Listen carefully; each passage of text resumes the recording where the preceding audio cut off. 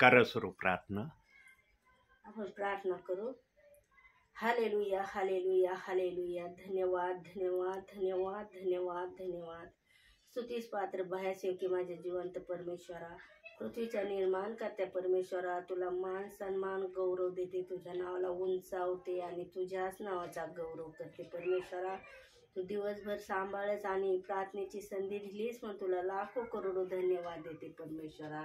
हे प्रभू परमेश्वरा, तू महान आहेस, तुला कोणतीही गोष्ट अशक्य नाही परमेश्वरा.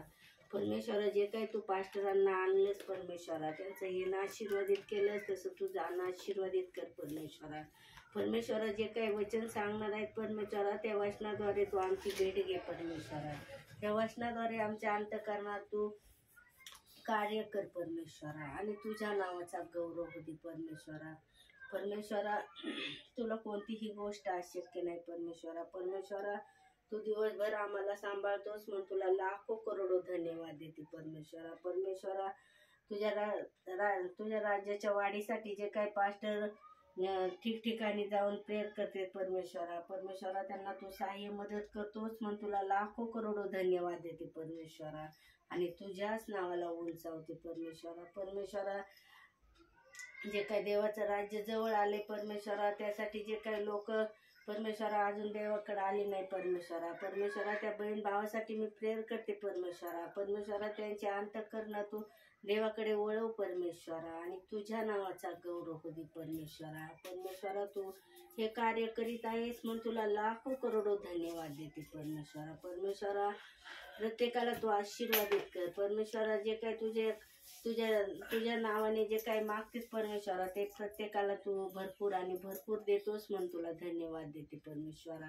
आणि तुझ्या नावाला उंचावते परमेश्वरा. प्रभू, तू महान आहेस, तुला कोणतीही गोष्ट अशक्य नाही परमेश्वरा. परमेश्वरा, प्रत्येकाच्या जीवनात तू कार्य कर आणि तुझ्या नावाचा गौरव होते. ही छोटीशी प्रार्थना तारणार प्रभू येशू ख्रिस्त याच्या गोड आणि पवित्र नावात मागते, म्हणून पित्या तू आई. आमेन. Praise the Lord.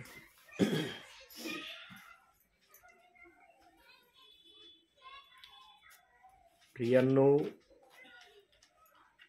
ख्रिस्ती जीवनामध्ये कोणी पण आलं ना, तर त्याने ख्रिस्ती जीवनाला अर्थ लावणारं जीवन जगलं पाहिजे. ख्रिस्ती जीवन अर्थ न लावणारं असलं ना, ते धोक्याचं जीवन आहे. आणि त्याच्यामध्ये जर व्यसनवाले असले, मग तर त्यांच्यासाठी कोणती संधीच नाही. अर्थहीनवाल्यांना तरी संधी मिळू शकते, परंतु व्यसनवाल्यांना संधी मिळत नाही.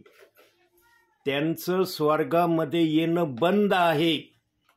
त्यांच्यासाठी तो दरवाजा देवबाप्पांनी कम्प्लिटली वचनामध्ये 2-3 ठिकाणी सांगितलंय की व्यसन करणाऱ्यांना स्वर्गाच्या राज्यामध्ये येता येणार नाही.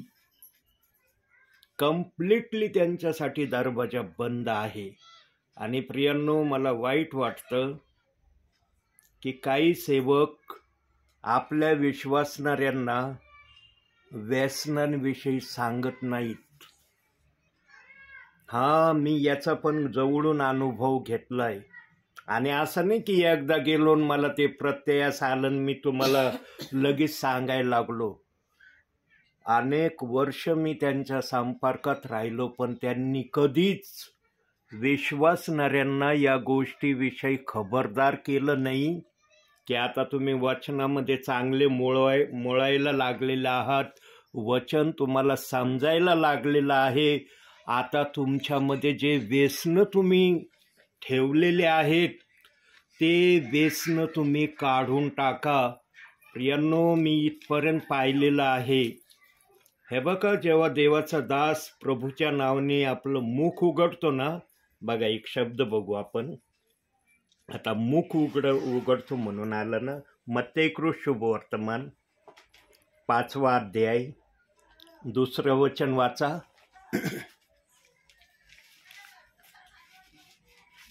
मत्तेकृत शुभवर्तमान 5वा अध्याय 2रं वचन. नवीन कराराचं पहिलं पुस्तक.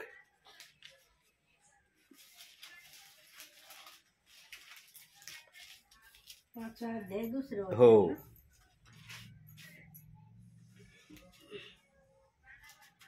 डोंगरावरचे प्रवचन हं. दुसरं वचन वाचा. 5वा अध्याय दुसरं वचन. दुसरं नाही ना याच्यात आहे ना? तेव्हा मग तो तोंड उघडून त्यांना शिकू लागला. बघा, तोंड उघड तर शिकवता येईल ना. तोंड उघड नाही तर काय शिकवता येईल का मला? जेव्हा देवाचा दास आपलं मुख उघडून बोलायला लागतो तेव्हा तो आपल्या मनाचं सांगत नाही हं. लक्षात घ्या, जो दास आत्म्यापासून येतो तो तरी मनाचं बोलत नाही.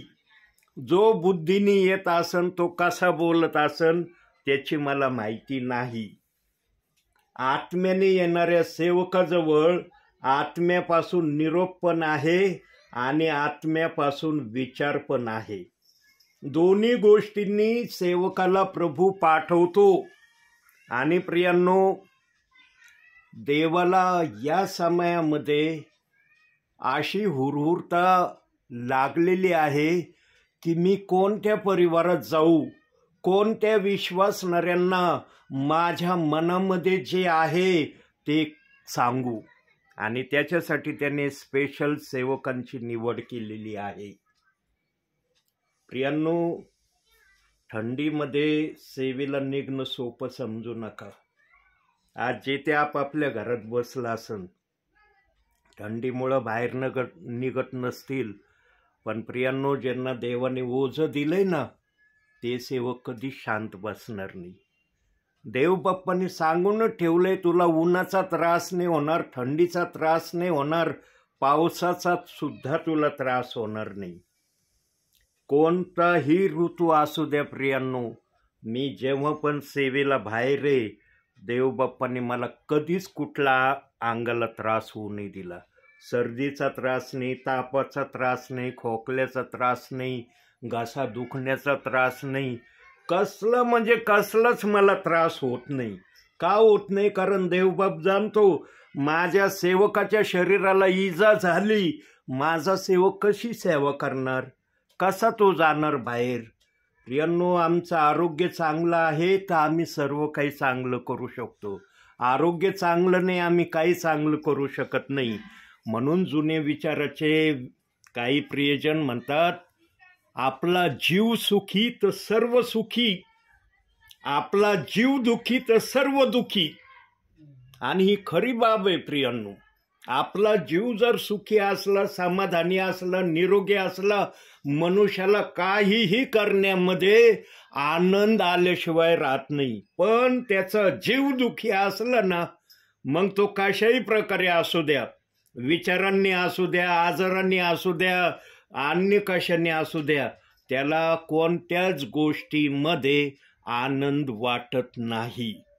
आणि प्रियांनो, आजचा जो विषय आपल्यासमोर येणार आहे तो विषय पण याच गोष्टीला अनुषंगून तुमच्या समोर प्रभू ठेवणार आहे. प्रियांनो, ख्रिस्तामध्ये आहात ना, तर अर्थाचं जीवन प्रभूमध्ये जगा. आणि अर्थाचं जीवन जगणारा प्रियजन देवापेक्षा कोणत्याच गोष्टीला श्रेष्ठ मानित नाही. पण मी अनुभवलंय, मी अनुभवातून गेलेला देवाचा सेवक आहे, म्हणून माझ्या संदेशामध्ये देवबाप नेहमी अनुभवाच्या शब्दाचं उच्चारण ठेवतो. कारण ज्यांनी घेतलाय ना अनुभव, तो नुसता हृदयात साठवण्यासाठी घेतलेला नाही, तो इतरांना शेअर करण्यासाठी अनुभव आहे. आणि पवित्र आत्म्याला कळतं कोणत्या ठिकाणी कोणता अनुभव दासाच्या मुखातून काढायचा. कारण पवित्र आत्मा पाहतो आडामध्ये किती अनुभव आहे, आडामध्ये किती वचन यांनी एकाग्र जमा केलंय. कमीत कमी 30% ज्याच्याजवळ देवाचं वचन आहे त्याला देवबाप सेवा केल्याशिवाय त्याच्याकडून राहत नाही. त्याला देवबाप कधी शांत बसू देत नाही. पण ज्यांनी 30% आपल्या आडामध्ये हा बाहेरच आहेत काका.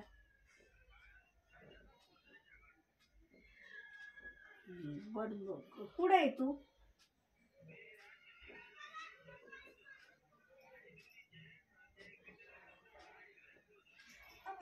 घरीच आहे गाडी. तुमच्या घरी आता न्यायला कोण नाही. इथं ये ना दादा तू. बर बर, इथं रस्त्यालाच आहे आमचं घर. हा हा ये. ज्यांनी आपल्या आडामध्ये 30% का व्हायना देवाचं वचन अनुभव आपल्या हृदयात साठवले आहे, देव बाप त्याचा उपयोग केल्याशिवाय राहणार नाही. मग ते बहीण असले तरी बहिणीचा उपयोग होईल, ब्रदर असले तर ब्रदरांचाही उपयोग केला जाईल. आणि सेवक म्हणल्यावर सेवकांना तर सांगायची गरज पडत नाही. सेवक म्हणलं म्हणजे विश्वासणाऱ्यांना पुढच्या गोष्टी सांगायची आवश्यकताच भासत नाही. परंतु प्रियांनो, हे जे आडामध्ये साठवणं देवबाप्पाचा आत्मा बोलतो, हे इतकं सोपं नाही आणि हे इतकं अवघड पण नाही. बघा, देवाचं बोलणं सोपं जर नाही तर अवघड पण नाही. त्याच्यासाठी फक्त एका प्रक्रियेतून विश्वासणारा गेलेला आहे का हे देव प्रथम पाहतो. आणि जो विश्वासणारा त्या प्रक्रियेमधून गेलेला प्रभूला दिसतो, तो प्रभूसाठी अनमोल पात्र झाल्याशिवाय राहत नाही. म्हणून देवबाप्पाने शब्द दिलाय की ख्रिस्ती जीवनाला अर्थाचं जीवन बनवा.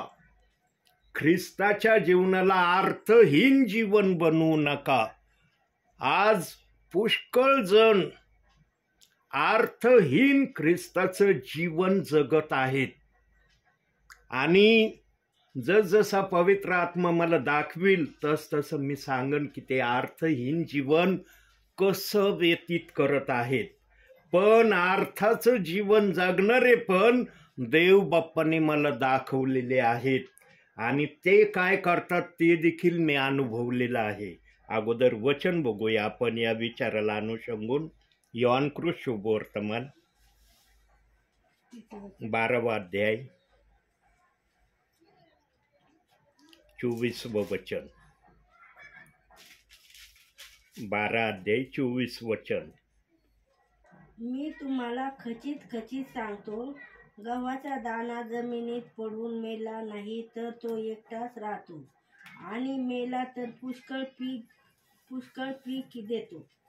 गव्हाचा दाणा जमिनीत पडून मेला नाही तर तो एकटा राहतो, पण जर तो मेला तर पुष्कळ पीक देतो. बघा, ज्वारीचा एक दाणा शेतकरी जमिनीमध्ये पेरतो.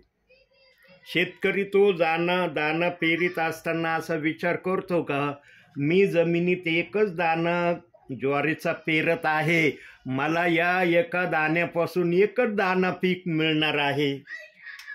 करतो विचार असा?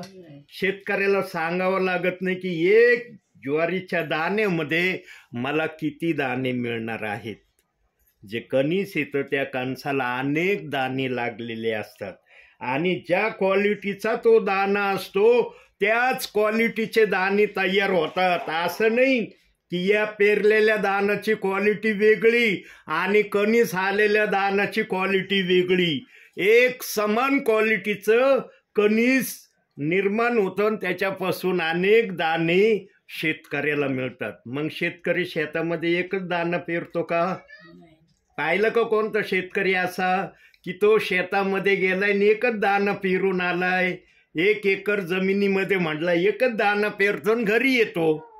केलंय असं कोणत्या शेतकऱ्याने?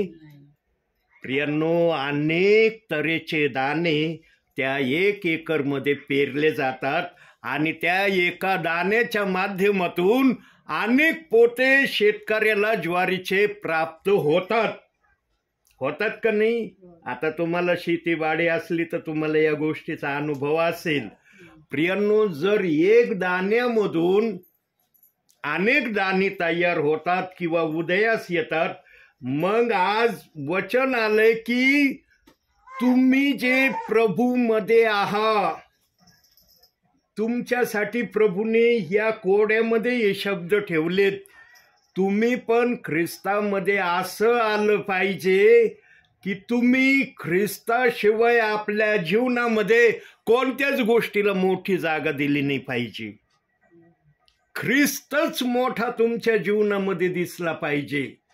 पण प्रियांनो, जेव्हा ख्रिस्तामध्ये चालत असताना मी अनुभव घेतलाय की ख्रिस्तामध्ये राहून प्रियजन त्या गोष्टी ख्रिस्तासाठी करत नाहीत, ज्या गोष्टी ख्रिस्ताने करण्यासाठी तुम्हाला आपल्या राज्यात घेतलंय. प्रियांनो, ख्रिस्तामध्ये येणं अवघड नाही, पण ख्रिस्ताप्रमाणे वागणं, चालणं, राहणं, बोलणं, करणं तितकंच अवघड आहे जितकं ख्रिस्तामध्ये येणं आहे. म्हणून प्रभूचं वचन सांगतं की तुम्ही जे गव्हाचा दाणा आहात ते पूर्णपणे सैतानाच्या गोष्टीला तुम्ही दूर केलेले असलेले प्रभूला दिसले पाहिजे. प्रियांनो, सैतानाचे गुण अनेक प्रकारचे आहेत.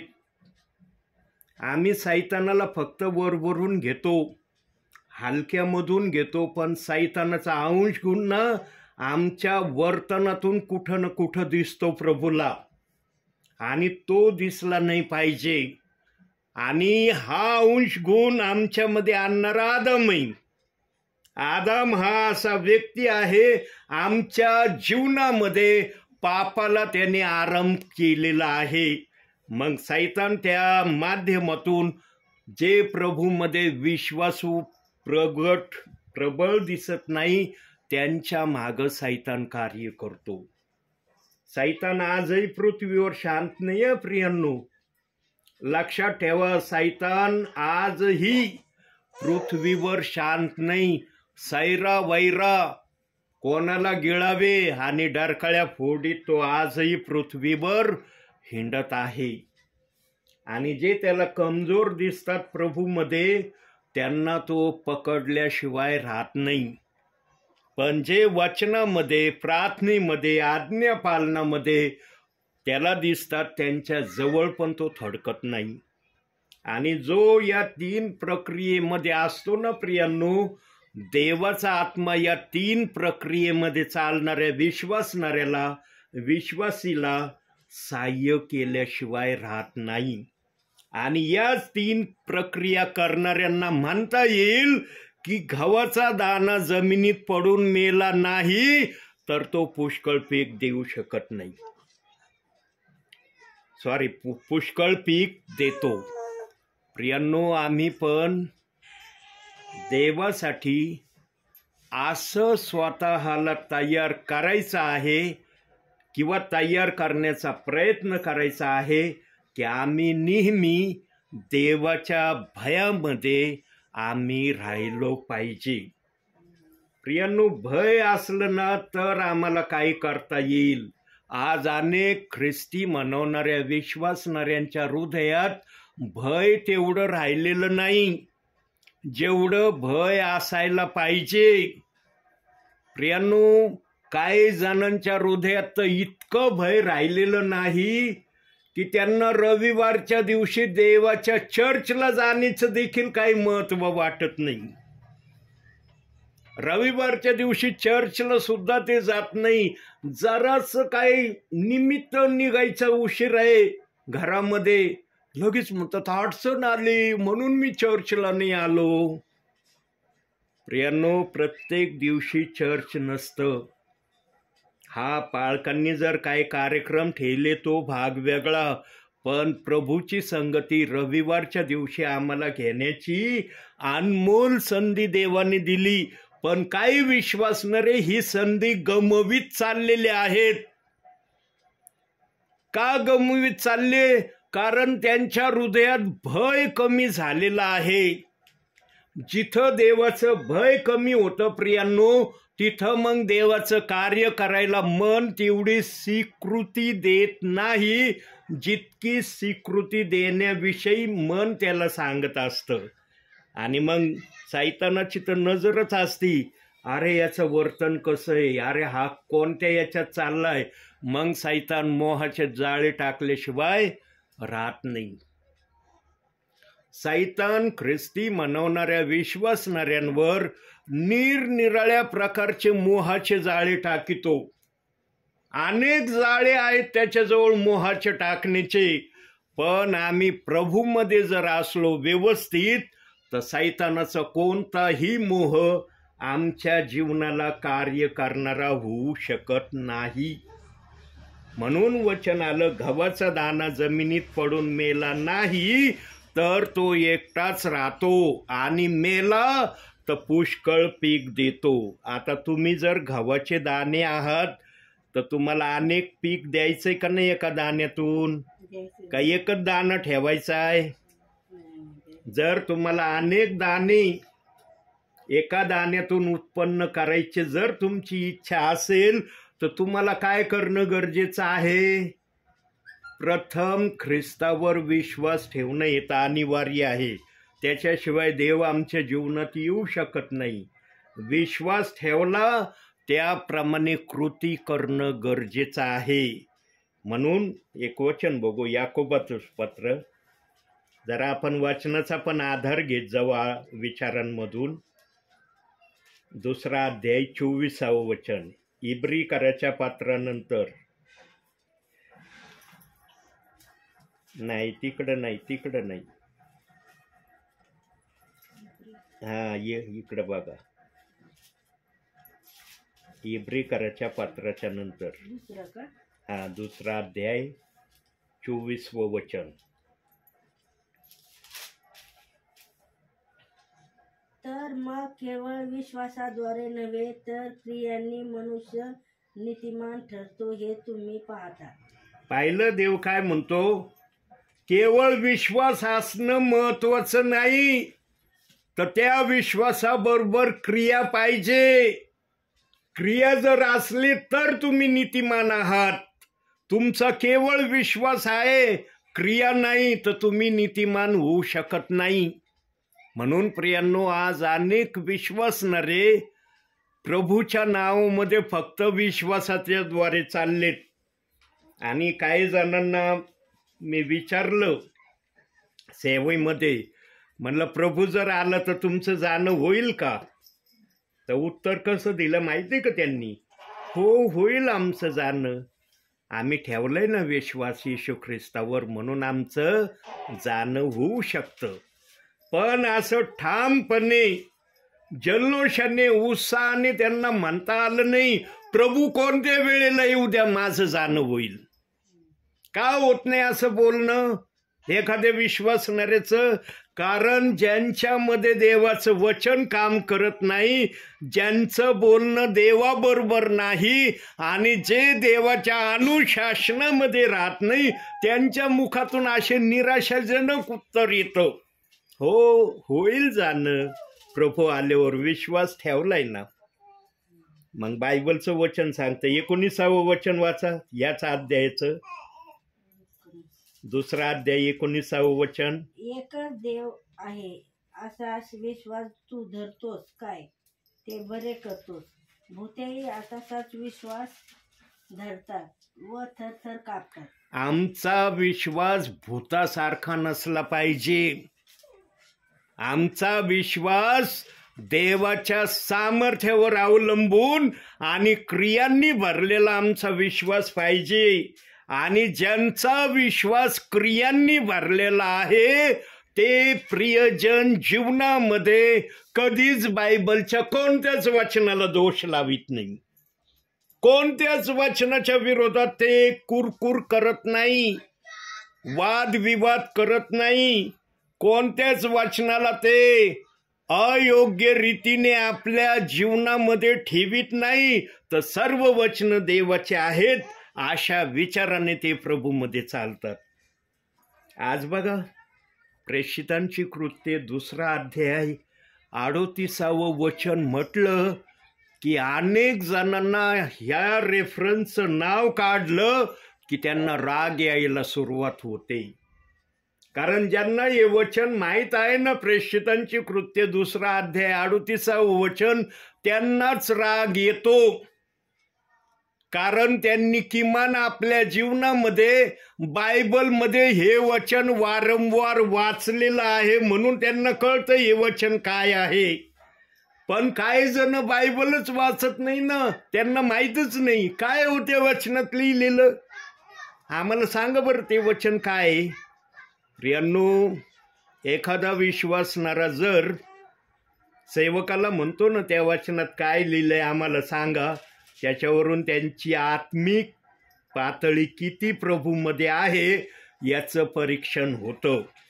ते आत्मिक जीवनामध्ये किती वाढत आहेत, किती वाढ त्यांची आत्मिक झाली या वचनावरून कळतं प्रियांनो. म्हणून आम्ही नवीन करार सिरियल प्रमाणे वाचायचा.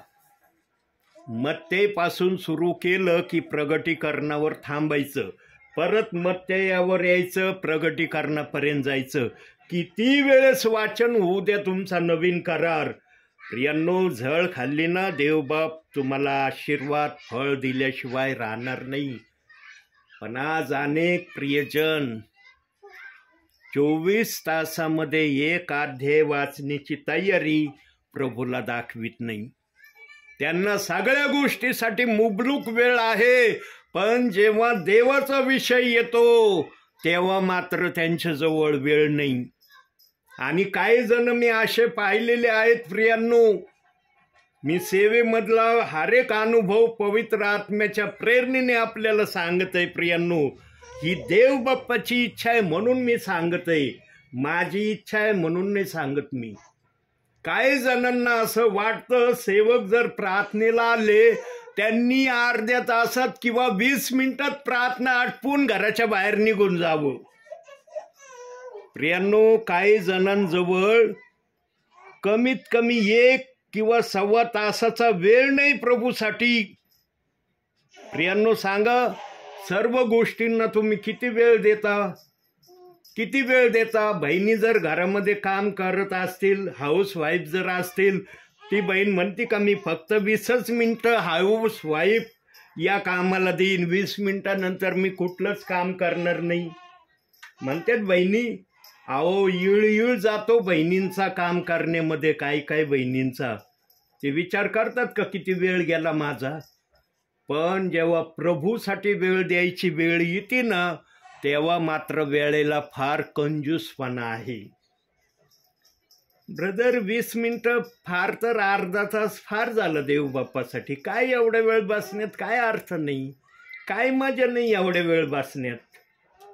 प्रियांनो, ज्यांची आत्मिक पातळी कमी असती ना, किंवा ज्यांची आत्मिक पातळी अजूनही सुरू झालेली नाही, तेच प्रियजन ही भाषा बोलू शकतात. ज्यांची आत्मिक पातळी थोडी का होईना देवबाप्पांनी 10%, 20%, कमीत कमी 30% वाढवलेली, ते प्रियजन कधीच म्हणणार नाहीत की तुम्ही 20 मिनिटं किंवा अर्ध्या तासात सगळं काही करून घराच्या बाहेर जा. प्रियांनो, आज काही विश्वासणाऱ्यांना देवाचं वचन ऐकणं म्हणजे मोठं संकट वाटायला लागलंय. त्यांना वचन ऐकण्याची अपेक्षा, इच्छा राहिलेली नाही. प्रियांनो, वचनामध्ये जीवन आहे. वचनातूनच देवबाप तुम्हाला मार्ग दाखवतो की तुमचं जीवन भावी कसं असलं पाहिजे, तुम्ही कसे बनले पाहिजे, आणि तुमच्या जीवनात आशीर्वाद येण्याचा पर्याय काय आहे, हे संदेशातूनच सेवकाला पवित्र आत्मा सांगत असतो. जो आत्मेने येतो त्याच्याजवळ तर हा विचार आहे, जो आत्मेने येत नाही तो काय सांगतो मला माहीत नाही. प्रियांनो, आणखी एक वचन बघू आपण. 1 कोरिन्थीकराचं पत्र काढा आता, 10वा अध्याय काढा, 12वं वचन वाचा.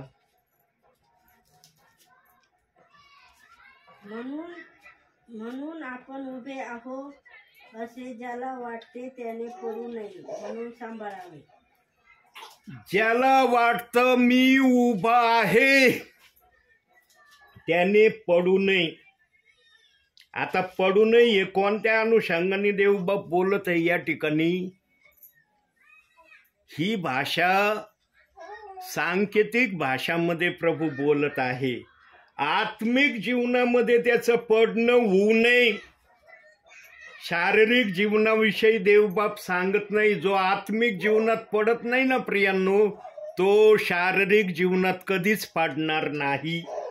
देवबाप त्याला शारीरिक जीवनात कधीच पडू देणार नाही.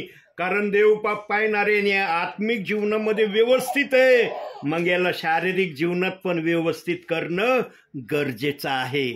परंतु आज अनेक विश्वासणारे आत्मिकरित्याच पडायला लागलेले आहेत. आणि आत्मिकरित्या पाडण्याचा मार्ग मी नेहमी तुम्हाला सांगितलेला आहे आणि आजही सांगतो. शास्त्र वाचन, प्रार्थना, आज्ञापालन या 3 प्रकाराला एखादा विश्वासणारा आपल्या जीवनातून कमी कमी करायला लागला, समजून घ्यायचं त्याची पाडायची वेळ सुरू झालेली आहे. तो पाडण्याच्या मार्गाकडे चाललेला आहे. ज्याला कोणाला वाटत असेल की माझ्या जीवनामध्ये मी या 3 गोष्टींना तेवढं प्राधान्य देत नाही जेवढं प्राधान्य पूर्वी देत होतो, आता दिलं तर देतो न तर देत नाही मी. काही जण 2 करतात तर 1 करत नाही, काही जण 1 करतात तर 2 करत नाही, आणि काही जण तर असे आहेत की 3ही करत नाही. प्रियांनो, ख्रिस्तामध्ये उभा राहण्याचा या 3 गोष्टीशिवाय दुसरा पर्याय नाही. या 3 गोष्टीतली एकही गोष्ट जर काढली, तुम्हाला ख्रिस्तामध्ये व्यवस्थित उभं राहता येणार नाही. बघा, आमचं शरीर आहे ना, शरीर आहे, जीव आहे, आत्मा आहे, म्हणून आम्ही जिवंत आहे. शरीर, जीव किंवा आत्मा याच्यातून एक काढा बरं आमच्या शरीरातून, आम्ही जिवंत राहतो का? नाही राहणार ना. तसं ख्रिस्तामध्ये पण प्रार्थना, बायबल वाचन, आज्ञापालन या 3 गोष्टी केल्याशिवाय तुम्ही ख्रिस्तामध्ये नीटनेटके उभे राहू शकत नाही. आणि जर तुम्ही एखादी गोष्ट ख्रिस्तामध्ये करत नाही तर समजून घ्यायचं तुम्ही पाडण्याच्या मार्गाकडे चाललेले आहात. पण तुमचं पूर्णपणे पडणं केव्हा होईल? जेव्हा तुम्ही पूर्णपणे ख्रिस्ताचं ऐकणं सोडून द्यायला सुरुवात करता, तेव्हा समजून घ्यायचं की तुम्ही पडले. म्हणून देवाचं वचन सांगतं की जे उभे आहेत त्यांनी पडू नये याची सावधानता त्यांनी बाळगावी. आणि ही सावधानता तुम्हाला बाळगता यावी म्हणून सेवकांना प्रभू आज घरोघरी प्रार्थनेला पाठवित आहे. सेवक असेच येत नाही प्रियांनो प्रार्थनेला. देवाच्या सेवकांना पाठवण्याचा फार मोठा उद्देश देव बाप्पाच्या मनामध्ये आहे. आणि देव बाप्पाला जिथं तो उद्देश सांगण्याची आवश्यकता वाटते तिथं देवाचा आत्मा सांगितल्याशिवाय सेवकाच्या मुखातून राहत पण नाही. आणखी एका वचनाकडे जाऊ. 1 पेत्र काढा आता. 1 पेत्र 1 अध्याय 17वं वचन. याकोबाच्या पत्रानंतर याकोब कार्ड होतं ना, तिकडं नाही इकडं. आत्ता वाचलं होतं ना याकोबाचं, त्याच्यानंतर लगेच 1 पेत्र.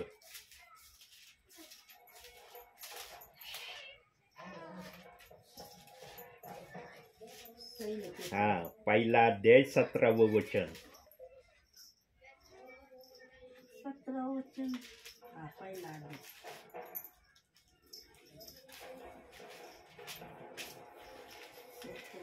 जो तोंड देखला न्याय करीत नाही तर ज्याच्या त्याच्या कृत्याप्रमाणे न्याय करतो, त्याला जर तुम्ही पिता म्हणून हाक मारता तर आपल्या प्रवासाच्या काळात भिवून वागा. बरोबर.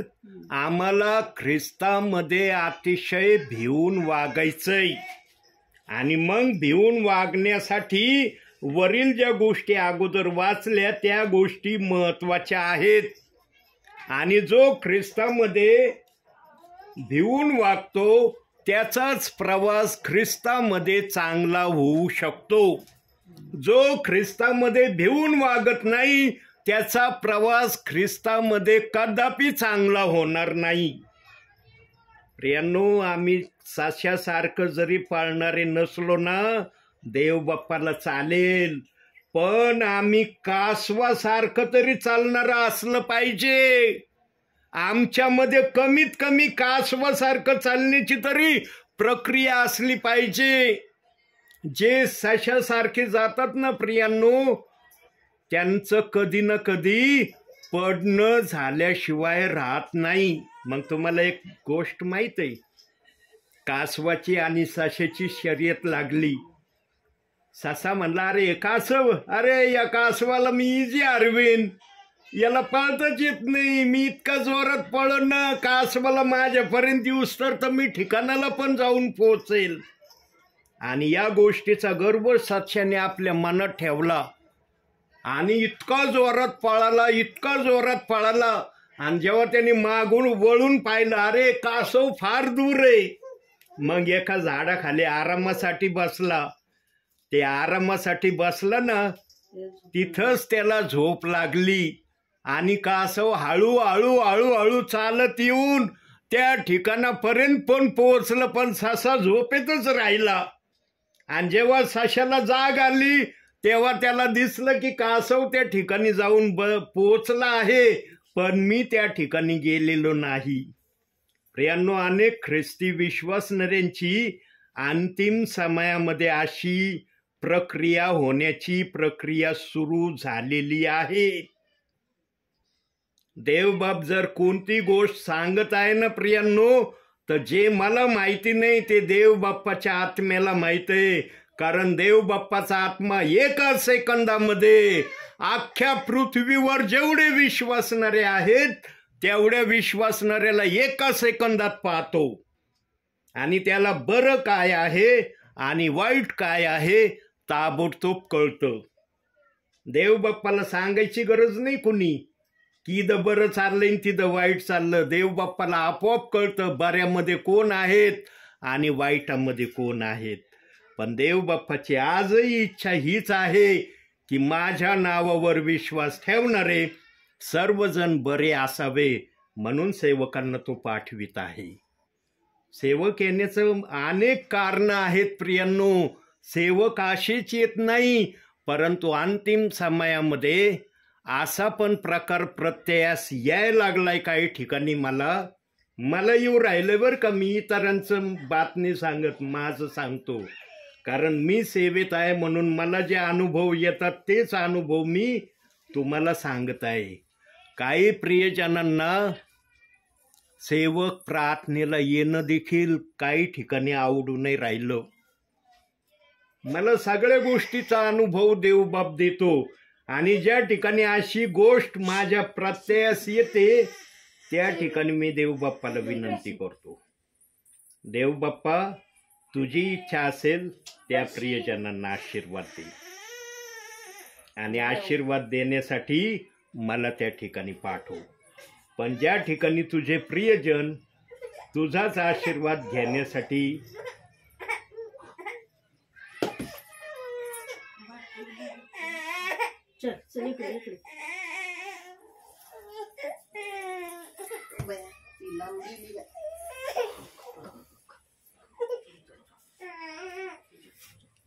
काही जण देवाचा आशीर्वाद घेण्याच्या तयारीत दिसत नाही, त्या ठिकाणी देवाला मी विनंती करतो, देव बाप्पा तुझं गौरव व्हावायचा असेल तर मला पाठव. तुझं गौरव व्हावायचं नसेल तर मला पाठवू नको. कारण व्यर्थ वेळेसाठी तुझ्याजवळ पण वेळ नाही आणि माझ्याजवळ पण वेळ नाही. कारण हे अंतिम समयाचे दिवस अतिशय तोला मोलाचे आहेत. या समयामध्ये जो ऐकेल तो वाचेल, जो ऐकणार नाही त्याचा न्याय निश्चित होणार. आता न्यायाच्या प्रक्रियेत यायचं का वाचण्याच्या प्रक्रियेत यायचं हे मात्र विश्वासणाऱ्यांच्या हातामध्ये देव बाप्पाने ठेवलेलं आहे. जे ऐकून शहाणे होतील त्यांच्यासारखे शहाणे देवाच्या नजरेमध्ये कुणी नाही. पण जे ऐकून शहाणे होणार नाहीत त्यांच्यासारखे मूर्ख पण देवाच्या नजरेत कुणी नाही. म्हणून प्रियांनो, देवाचं वचन तुम्ही काय ऐकत आहात, कसं ऐकत आहात, त्या वाचनामध्ये काय विचार येत आहेत, काय त्या वाचनाला अनुषंगून बोललं जात आहे, याच्याकडे बारकाईने लक्ष देत जा. म्हणून आपल्या प्रवासाच्या काळामध्ये देवाला भिवून वागण्याचा प्रयत्न करा. इथून माग जरी नाही केला तो प्रयत्न, पण आता या अंतिम समयामध्ये तरी देवाच्या भयामध्ये राहून देवाला आवडणाऱ्या गोष्टी, आता कोणत्याही विश्वासणाऱ्याला सांगायची गरज नाही की देवाच्या भयामध्ये राहण्यासाठी मला काय करावं लागन. बायबलनी एवढं तर शिकवलं असन त्यांना, किंवा सेवकांच्या मुखातून तरी ऐकलं असन वारंवार संदेशातून, की देवाच्या इच्छेप्रमाणे वागण्यामध्ये देवाचं भय आहे. याच्यापेक्षा दुसरं काही तर जरी माहिती नसलं, एवढं तर विश्वासणाऱ्याला माहीत असेल ना की देवाच्या भयामध्ये राहणं म्हणजे देवाच्या इच्छेप्रमाणे चालणं आहे. प्रियांनो, कोणताच विश्वासणारा असा म्हणू शकत नाही की मला देवाच्या भयामध्ये राहायचं कसं आहे ते माहीतच नाही. 100मध्ये 10% तर देवबाप्पांनी शिकवलं असेल ना भयामध्ये राहायचं. 90% जरी तुम्हाला माहिती नसलं, 10% तर माहीत असेल ना. आणि जर एखाद्या विश्वासणाऱ्याला 10% पण माहिती नसेल की भयामध्ये कसं राहायचं, तर मग तो ख्रिस्तामध्ये त्यांनी जीवन कसं व्यतीत केलं? तो ख्रिस्तामध्ये आल्यापासून या अंतिम समयापर्यंत त्यांनी काय केलं, काय जमा केलं त्यांनी आपल्या जीवनामध्ये? म्हणून सुरुवातीला विचारामध्ये जे वाक्य देवाचा आत्मा बोलला की आमचं ख्रिस्ती जीवन अर्थाचं जीवन असलं पाहिजे. आमचं ख्रिस्ताचं जीवन अर्थ विना नसलं पाहिजे. ज्यांचं ख्रिस्ताचं जीवन अर्थरहित आहे, अर्थ नसलेलं जीवन आहे, त्यांच्या जीवनामध्ये काहीच अर्थ नाहीये. आणि अशा अर्थहीन जीवन जगणाऱ्यांना देवबाप कधीच स्वर्गामध्ये घेणार नाही. ते स्वर्गामध्ये मुळीच येणार नाही. पण ते स्वर्गात जर येणार नाहीत तर ते नरकात पण जाणार नाहीत. लक्षात घ्या. काय सेवक म्हणतात जे स्वर्गात येणार नाही ना ते डायरेक्ट नरकात जाणार आहे. देवाचं वचन कुठंच असं सांगत नाही. कुठंच देवाच्या आत्म्याने अशी भाषा बोलली नाही की जो ख्रिस्तामध्ये स्वर्गात येणार नाही तो डायरेक्ट नरकात जाणार आहे. देवाने वचनाचे पुरावे ठेवलेत की ज्याला स्वर्गामध्ये येता येणार नाही त्याच्यासाठी देवाने जागा कुठं तयार केलेली आहे.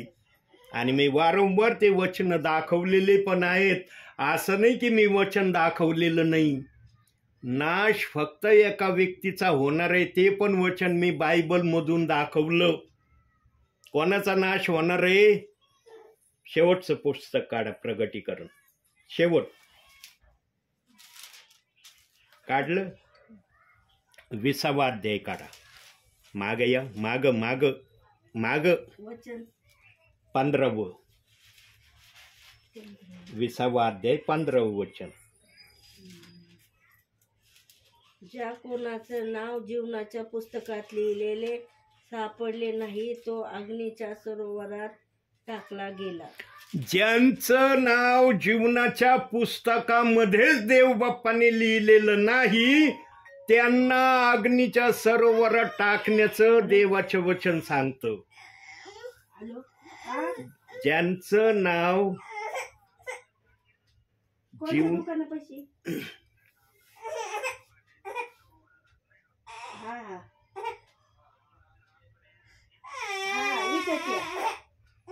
थांबा. हे आमची टपरी नाही तर दुकानाची राजवाड्यात.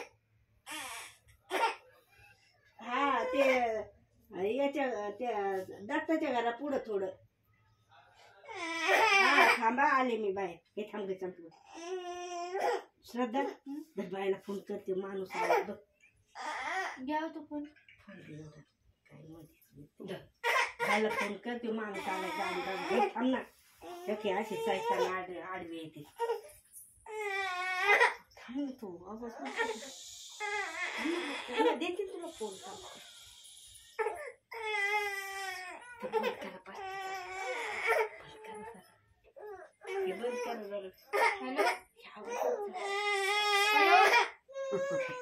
अहो ते एक माणूस आला गाडी बघा ना घरी या जरा.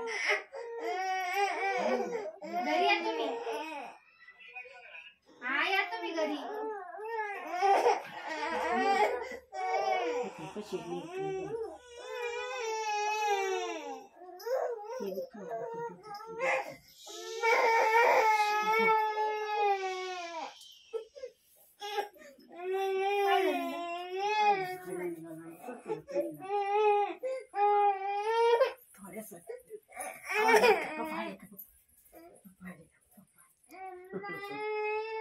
ज्यांचं नाव जीवनाच्या पुस्तकात नाही ते प्रियजन अग्नीच्या सरोवरासाठी आहेत. ज्यांचं नाव देवाने ऑलरेडी जीवनाच्या पुस्तकात लिहिलेलं आहे ते अग्नीच्या सरोवरासाठी नाहीत असं बायबल कुठंच सांगत नाही. हा त्यांचं एक स्वर्गात जाणं होईल एक, न तर स्वर्गाच्या बाहेर राहणं होईल एक, पण ते नरकासाठी नाहीत. देवाचं वचन आपल्या पद्धतीने बोलतं. आज सेवकगण वचनाला घेऊन वचन जे आहे ते शब्दशः न सांगता दुसरं सांगतात काही काही ठिकाणी. प्रियांनो, देवाने जे वचन लिहिलंय ना त्या वचनाचा अर्थ प्रगट करण्यासाठी त्याने आत्मा ठेवलेला आहे. म्हणून त्यांनी सांगितलेलं आहे की आत्म्याशिवाय वचन सांगता येणार नाही. कोणत्याही सेवकाला आपल्या बुद्धीने संदेश देता येणार नाही. तो बुद्धीने संदेश कधीच देऊ शकत नाही. पण आज चाललाय प्रयत्न बुद्धीने संदेश देण्याचा पण. म्हणून पाऊल म्हणलं मी बुद्धीचा संदेश सांगन, आत्म्याचा संदेश सांगन. ज्यांची नावं जीवनाच्या पुस्तकात आहेत ते कधीच नरकात टाकले जाणार नाही. हा, त्यांनी जर देव बाप्पाला पूर्णपणे सोडून दिलं, देव बाप्पाचं नाव घेणं त्यांनी बंद केलं, मग कदाचित त्यांचं नरकामध्ये जाणं होऊ शकतं. कारण जो देवाच्या संपर्कातच राहणार नाही मग देव कशाला त्याला आपल्या संपर्कात ठेवील. त्याचा जीव शरीर आत्मा देवाच्या संपर्कातच राहायची इच्छा ठेवत नाही, मग देव म्हणन का मी तुला आपल्या संपर्कात ठेवतो. पण जो देवामध्ये राहून देवाप्रमाणे वागणार नाही त्याचं स्वर्गाबाहेर राहणं होईल. पण जो देवामध्ये राहून देवाच्या इच्छेप्रमाणे करतो तो कधीच स्वर्गाच्या बाहेर न राहता तो स्वर्गामध्ये दिसणार आहे. म्हणून स्वर्गामध्ये येणं अथवा स्वर्गाच्या बाहेर राहणं हे विश्वासणाऱ्यांच्या हातामध्ये आहे. आणि प्रभू जेव्हा येईल त्यावेळेला जे प्रभूच्या इच्छेप्रमाणे करणारे आहेत त्यांनी कधीच शंका बाळगायची नाही की माझं स्वर्गामध्ये जाणं होईल का नाही. ते खात्रीने स्वर्गात जातील. आणि जो देवाच्या इच्छेप्रमाणे वागतो तो देवाची हर एक इच्छा पूर्ण करतो. मग सांगा, देवाच्या इच्छेप्रमाणे वागणारा बायबलच्या कोणत्या वचनाला दोष देईल का? कोणत्या वचनाच्या विरोधात काही बोलल का? म्हणून प्रियांनो, स्वर्गामध्ये येणं अथवा न येणं हे विश्वासणाऱ्यांच्याच हातामध्ये आहे. आणि विश्वासणाऱ्यांचं 100% स्वर्गातच जाणं व्हावं म्हणून हे पवित्र शास्त्र दिलंय. नाही तर हे पवित्र शास्त्र द्यायची काही गरज आहे का देवाला? गरज आहे का? जर सर्वांचा विश्वास ठेवल्यावर स्वर्गात जाणं होणार असतं मग या पवित्र शास्त्राला द्यायची गरज नव्हती. पण हे पवित्र शास्त्र आम्हाला स्वर्गात घेण्याचा एकमेव मार्ग आहे. पण आज या एकमेव मार्ग स्वर्गात जाण्याच्या इच्छेला अनेक प्रियजन स्पर्शच करत नाही. काही जण बायबलला स्पर्शच करत नाही प्रियांनो, आजही करत नाही. पण काही जण अंतिम समयामध्ये आता बायबल वाचायला लागलेले आहेत. जरी एक अध्याय नाही वाचता आलं त्यांना, एक पॅरेग्राफ का होईना वाचण्याची तयारी ते करत आहेत. पूर्वी तर हातच लावत नव्हते बायबलला, पण सेवकांचे संदेश ऐकून ऐकून देवाच्या आत्म्याने त्यांना सहाय्यता करायला सुरुवात केली. देवाजवळ जो येतो ना त्याला देवबाप सहाय्यता केल्याशिवाय राहत नाही. पण जो देवाजवळच येत नाही मग तो आपल्या भावी जीवनात कसा वागेल ते त्यालाच माहीत आहे. म्हणून देवाच्या संपर्कामध्ये विश्वासणाऱ्यांचं राहणं योग्य बनावं म्हणून सेवकांना प्रभू पाठवतोय घरोघरी प्रार्थनेला. सेवक असेच येत नाही प्रार्थनेला प्रियांनो. देवाचा फार मोठा उद्देश आणि हेतू आहे सेवकांना घरोघरी पाठवण्याचा. आणि देवबाप ज्या ठिकाणी सेवकाला जा म्हणून सेवकाने त्याच ठिकाणी गेलं पाहिजे. सेवकाला जर एक ठिकाण दाखवलंय आणि सेवक जर दुसऱ्या ठिकाणी गेला तिथं देवबाप काहीच कार्य करत नाही. याचा अनुभव मी बऱ्याच वेळेस घेतलाय. बरेच वेळेस मला अनुभव आला या गोष्टीचा. म्हणून आता देवबाप मला जे सांगन तेच मी करतो. मागच्या वेळेला आलो ताई फक्त प्रार्थना करून गेलो ना, झालं का संदेश मागच्या वेळेला? कारण काहीतरी कारण होतं घरामध्ये, त्यामुळं देवाने पण मला तशी प्रेरणा दिली की आज फक्त प्रेयर कर आणि जा. पण आज परत आला ना देवबाप तुमच्याकडं. देव बाप्पाला ज्या विश्वासणाऱ्याला वचनाचा निरोप दिल्यावर देवबाप काही दिवस त्या विश्वासणाऱ्यापासून दूर राहतो. पण ज्यांना संपर्कामध्ये देवबाप्पांनी घ्यायचं ठरवलंय ना देवबाप त्यांना कधीच सोडणार नाही. म्हणून प्रियांनो, देवबाप जर तुमच्या संपर्कामध्ये येऊ इच्छितो तर तुमची प्रक्रिया काय असली पाहिजे? तुम्ही संपर्काच्या बाहेर जाण्याची प्रक्रिया ठेवली तर देवाला आवडेल का? म्हणून विश्वासणाऱ्यांनी देवाच्या सेवकाचा प्रथम आदर केला पाहिजे. देवाच्या सेवकाचा आदर म्हणजे देवाचा आदर आहे. देवाच्या सेवकाचा आदर नाही ना तर मग त्या देवाचा पण तुम्ही आदर केला नाही. आज देव सेवकांच्या माध्यमातून तुम्हाला भेटायला येतोय. तो आत्मेने येतो, सेवक शरीराने येतो. आत्म्याला बोलता येत नाही, आत्म्याजवळ शरीर नाही, म्हणून या शरीराला प्रभू पाठवतो आणि आत्मा या शरीरात येऊन तुम्हाला बोलत आहे. आत्म्याला जर शरीर असतं तर प्रियांनो मला यायची गरजच नसती. मग देवच आला असता, आत्म्यातही दिसला असता आणि शरीरातही दिसला असता आणि तुम्ही ऐकलं असतं देव काय बोलतोय. म्हणून वचनात सांगितलंय देवाला कधी कुणी पाहिले नाही. योहानाच्या पत्रामध्ये लिहिलंय की देवाला आम्ही पाहिलेलं नाही, पण तो आत्म्यामध्ये आहे. आणि या अंतिम समयामध्ये देव आत्म्यामध्ये आज प्रत्येकाबरोबर आहे. ज्यांच्यामध्ये आत्मा आहे त्यालाच ही भाषा कळेल. ज्यांच्यामध्ये आत्मा नाही ना देवाचा त्यांना ही भाषा कळणारच नाही. आणि ज्यांच्याजवळ आत्मा नसतो ना प्रियांनो ते प्रियजन देवाच्या इच्छेप्रमाणे वागण्याची तयारी पण दाखवायला तयार होत नाहीत. म्हणून देवाच्या आत्म्याने वागण्याची तयारी करा. देवाचा जेवढा सन्मान तुम्ही करता देव बाप पण तुमचा तेवढाच सन्मान करील. अहो तुम्ही 1 पटीने सन्मान केला ना देवाचा आत्मा 100 पटीने तुमचा सन्मान करील. देव बाप्पाचं मन फार कनवाळू मन नाही प्रियांनो. देवाच्या मनाची परिकल्पना सांगणं कोणाला शक्य नाही, पण जेवढे शब्द देवाचा आत्मा सेवकाच्या मुखातून प्रगट करतो तेवढंच ऐकणाऱ्यांसाठी पुरे आहे. म्हणून वचनात सांगितलंय माझी कृपा तुला पुरे आहे.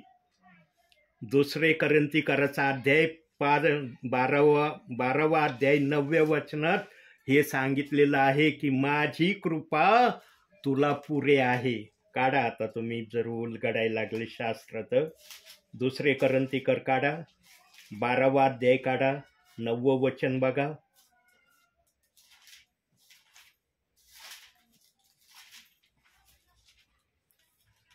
पटपट शास्त्र खोलता आलं पाहिजे. 2 करंती म्हणलं की लगेच लक्षात आलं पाहिजे कुठेही. कोणतं पुस्तक आहे? फिलिपचं. हा, जा इकडं. उलटा पान, उलट पान. दुसरं आहे ना हे. हा, 12वा अध्याय काढा आता.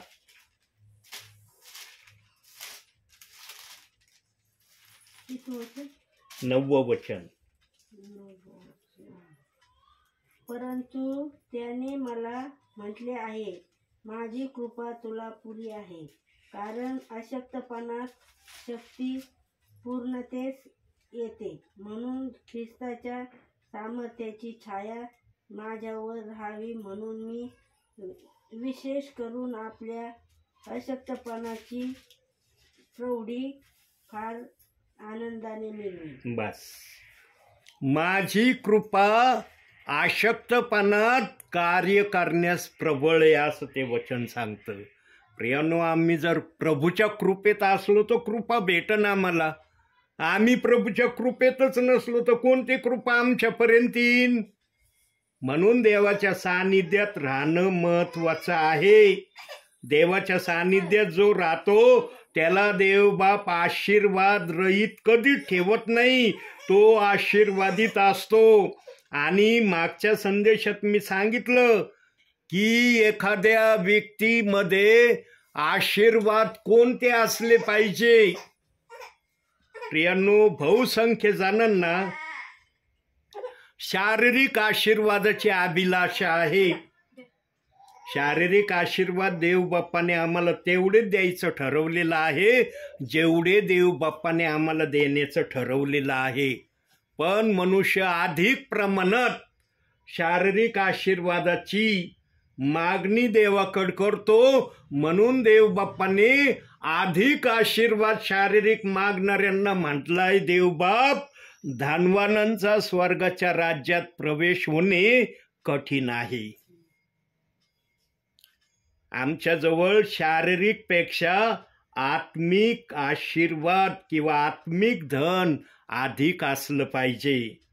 आम्ही जगामध्ये कसे पण असलो ना चालेल, पण आम्ही आत्मिक जीवनामध्ये धनवान देवाच्या नावाने असलं तर आमचं ख्रिस्तामध्ये राहणं काय अर्थाचं आहे. आणि त्याच व्यक्तीला म्हणता येईल, प्रभू कोणत्या वेळेला येऊ द्या, माझं स्वर्गात जाणं होईल. प्रियांनो, हर विश्वासणाऱ्याला पृथ्वीवरूनच कळणार आहे माझं स्वर्गात जाणं होईल अथवा नाही होणार. आणि हे बायबल सगळं शिकवतं आम्हाला. याला आम्ही ध्यान देऊन जर वाचलं ना, हे बायबलच आम्हाला शिकवतं तुझं स्वर्गात जाणं होईल अथवा नाही होणार. आणि मग ज्याचं जाणं होणार आहे मग त्यांनाच येशू ख्रिस्त म्हणणार आहे स्वर्गदूतांना, यांना घे, यांना घे, यांना घे, बाकीच्यांना ठेव. येशू ख्रिस्त स्वर्गदूतांना अशी आज्ञा देणार नाही, सगळ्यांनाच घेऊन चल.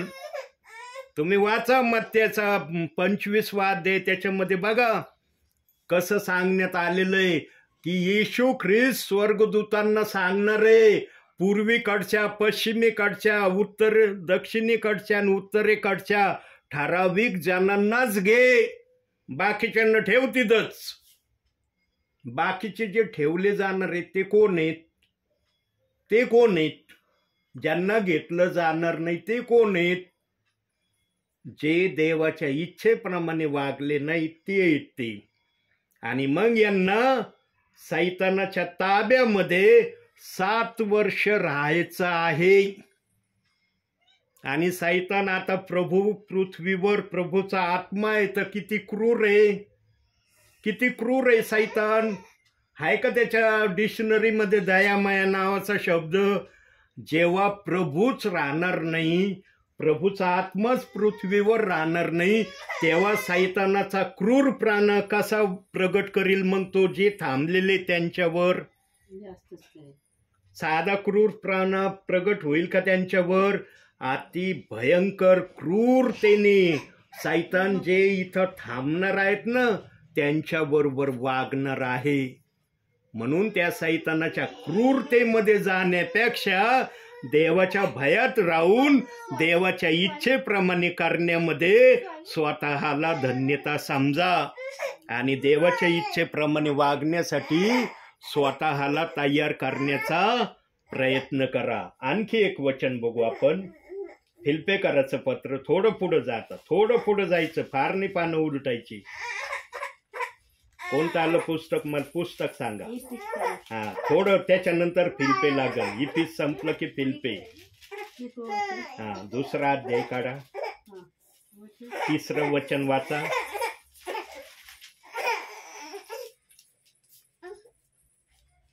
दुसरा अध्याय 3रं वचन. तट पाडण्याच्या अथवा पोकळ डौल मिरवण्याच्या बुद्धीने काही करू नका, तर लीनतेने एकमेकांना आपणापेक्षा श्रेष्ठ माना. प्रियांनो, आज किती जण स्वतःला आपणापेक्षा इतरांना जास्त महत्व देतात. स्वतःला जेवढं महत्व देत नाही तेवढं इतरांना महत्व देणारे किती प्रियजन आहेत. आज कोण म्हणतं की आपणापेक्षा मी इतरांना श्रेष्ठ मानतो? किती जणांना आज म्हणता येतं? ये फार थोड्या प्रियजनांना आज हे म्हणता येतं की मी आपणापेक्षा घेऊन जा घर.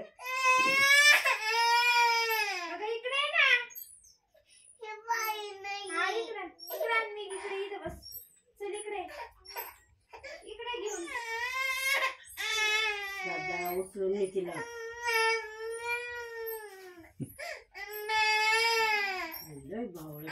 दिवसभर चांगलं ना.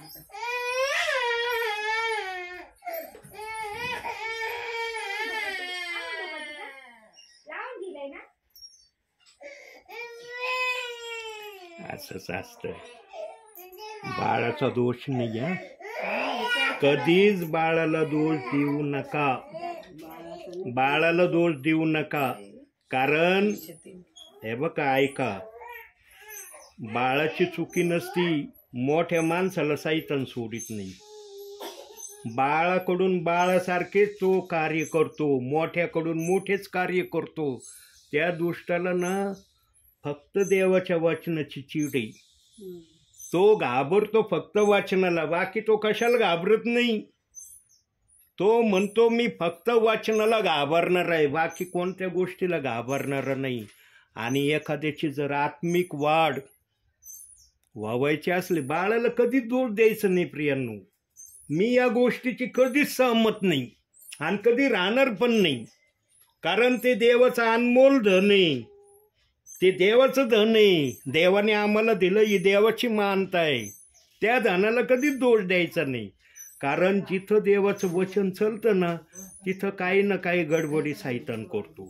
म्हणून सुरुवातीला प्रार्थना करताना सैतानाला बांधायचं. विश्वासणाऱ्यांना मी जेव्हा प्रार्थना करायला सांगतो ना, त्यांनी पहिली प्रार्थना करायची, सैतान लय धूर्तय, बाळ नाही धूर्त. ते देवाचं फूल आहे. त्या फुलाला दोष कधीच द्यायचा नाही.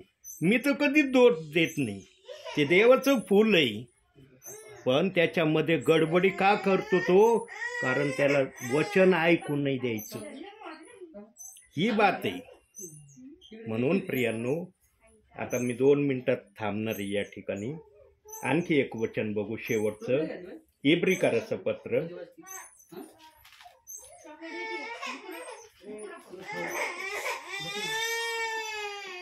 तिकडं नाही, इकडे इकडे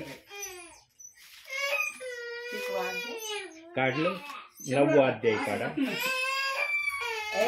परशु लेकरू आहे, त्याला काय समजतंय. 27वं वचन वाचा. ज्या अर्थी माणसांना एकदाच मरणे व त्यानंतर न्याय होणे ठेवले आहे. ज्या अर्थी माणसाला एकदा जगणे आणि त्यानंतर मरणे आणि मग न्याय करणे देव बाप्पाने ठरवून ठेवलंय. म्हणून प्रियांनो, भावी जीवनामध्ये जगत असताना कधी न्यायाच्या प्रक्रियेमध्ये जाण्याची अपेक्षा करू नका. तर भावी जीवनामध्ये माझा न्याय होणार नाही या प्रक्रियेमध्ये देवामध्ये राहून ख्रिस्तामध्ये वाढण्याचा प्रयत्न करा. आणि यामध्ये वाढवण्यासाठी देवाचा आत्मा सेवकांच्या द्वारे आपल्याशी बोलत राहील. म्हणून सेवकाचं येणं अति महत्वाचं आहे. देवाचा सेवक असाच येत नाही. देवाच्या सेवकाला पण भरपूर काम आहेत, पण देवाचा सेवक देवाच्या कामाला प्रथम जागा देतो. आल्याबरोबर काय म्हणले सिस्टर तुम्ही? काय वाक्य बोलले आल्याबरोबर? आज फार उशीर केला यायला बोलले ना आल्याबरोबर. मग मी कारण सांगितलं ना तुम्हाला की आज मला उशीर का झाला यायला. प्रियांनो, उशीर जरी झाला पण देवाने मला सांगितलं जा, तू महत्वाच्या कामात होता, मी पाहिलं तुला, जा, मी तुला मान्यता देतो. देवबाप जर मला म्हणला असतं ना उशीर झाला नको जाऊ, आलो नसतो इकडं मी. कारण देवाला निरोप द्यायचा होता म्हणून देवबाप म्हणलं जा, मी तुझ्या बरोबर आहे, काळजी करू नको. आणि सेवकाजवळ वेळ असतो. सेवकाला दुसरं काम आहे का? काही आहे का काम दुसरं? म्हणून सेवक सुवेळी अवेळी तयार असला पाहिजे असं वचन सांगतं. म्हणून आज जे वचन तुम्ही ऐकलंय प्रियांनो, ते वचन रिपिटेशनमध्ये तुम्हाला ऐकायला मिळणार आहे.